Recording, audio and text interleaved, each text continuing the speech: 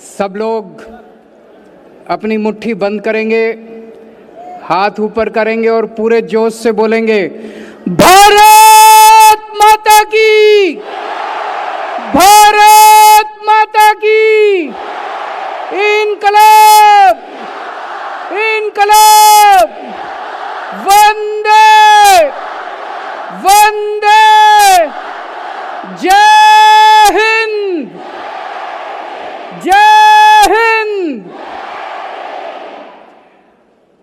सभी देशवासियों को आजादी के 75 साल की बहुत बहुत शुभकामनाएं।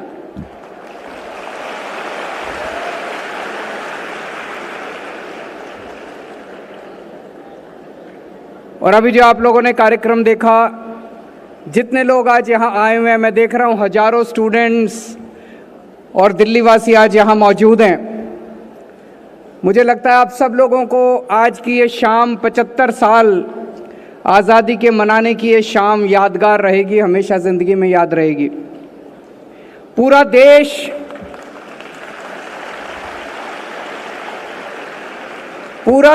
इस वक्त देशभक्ति के रस में डूबा हुआ है। अपने अपने तरीके से, नए नए तरीके से देश भर में लोग आज़ादी के 75 साल मना रहे हैं।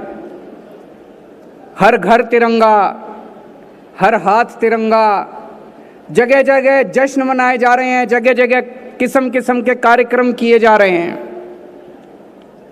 ये समय उन सब शहीदों को याद करने का, जिन लोगों की शहादत की वजह से और जिन लोगों के संघर्ष की वजह से हम लोगों को आज़ादी मिली थी।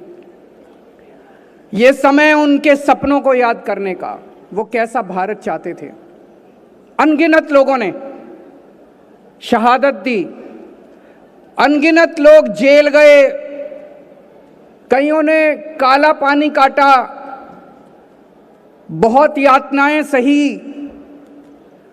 लेकिन मैं खासकर दो स्वतंत्रता सेनानियों की जिक्र करना चाहूंगा। एक बाबा साहब अंबेडकर,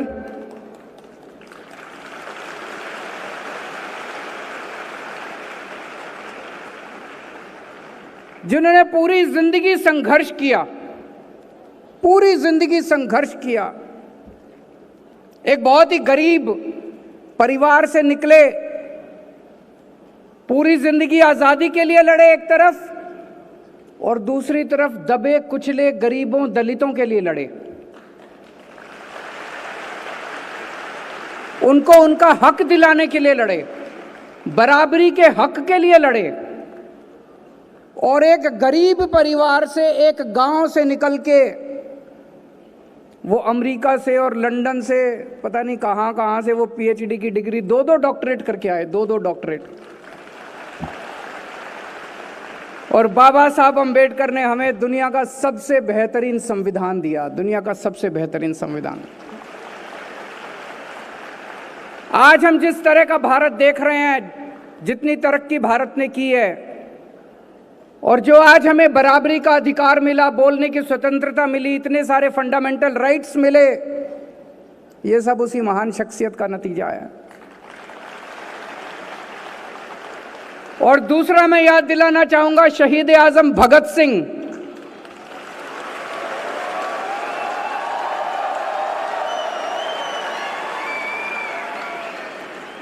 उनकी शहादत को याद कीजिए। 23 साल का लड़का, 23 साल की उम्र में कोई इंजीनियरिंग कर रहा होता है, कोई अपने लिए गर्लफ्रेंड ढूंढ रहा होता है, कोई पिक्चर देख रहा होता है। 23 साल की उम्र के अंदर वो आदमी देश के लिए शहीद हो गया, फांसी चढ़ गया।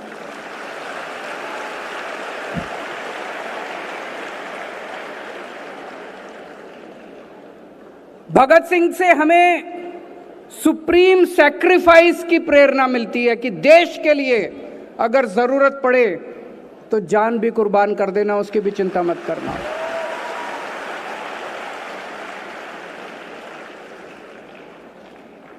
पूरी दिल्ली में हम लोगों ने 500 जगह तिरंगे लगाए हैं, बड़े बड़े ऊंचे ऊंचे तिरंगे। देखे आप लोगों ने? Delhi has become the city of tricolours. Delhi तिरंगों का शहर बन गया है। पूरे देश में सबसे ज्यादा ऊंचे तिरंगे दिल्ली के अंदर हैं। पूरे देश में सबसे ज्यादा तिरंगे। अभी मैं घर से निकला और यहां आ रहा था, आते आते रास्ते में मैंने गिने, वैसे तो आज बहुत सारे तिरंगे हैं हर जगह, लेकिन जो बड़े वाले तिरंगे, जो 500 तिरंगे लगाए हैं, मुझे 9 तिरंगे दिखाई दिए, बड़े वाले तिरंगे।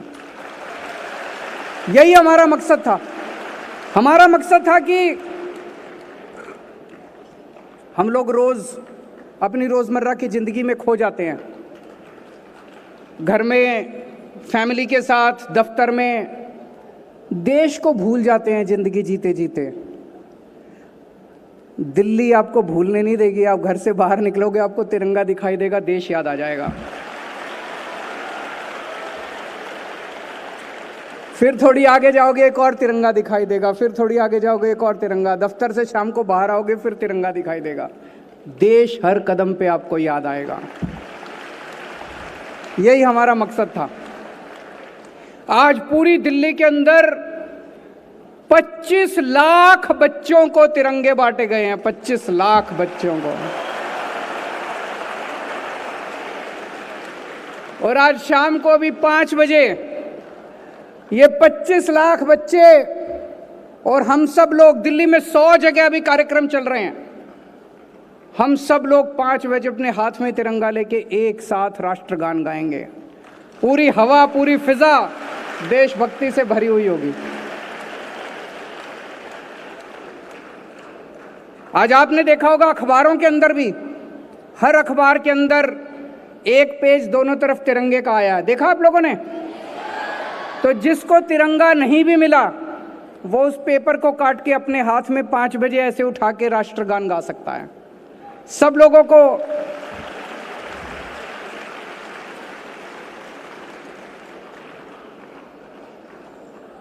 आजादी के 75 साल के इस मौके पे एक प्रश्न मन में उठता है। कई लोगों से मैं बात करता हूं, आपस में लोग चर्चा करते हैं। 75 साल में हमने काफी तरक्की की, काफी प्रगति की, लेकिन इन 75 साल में कई देश भारत से आगे निकल गए।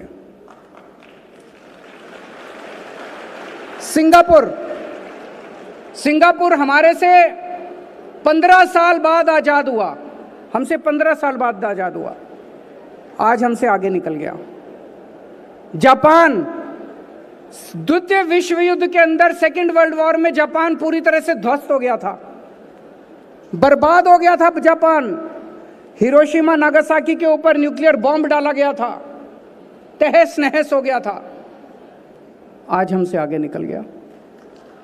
इसमें ताली बजाने की बात नहीं। जर्मनी, सेकेंड वर्ल्ड वॉर में बिल्कुल तहस नहस हो गया था जर्मनी, हिटलर के बाद पूरी तरह से तहस नहस हो गया था, वो भी हमसे आगे निकल गया। क्यों? हम पीछे क्यों रह गए? भारत पीछे क्यों रह गया? हमारे में कोई कमी थोड़ी है, हम किसी से कम थोड़ी हैं। भारत के लोग दुनिया में सबसे इंटेलिजेंट लोग हैं।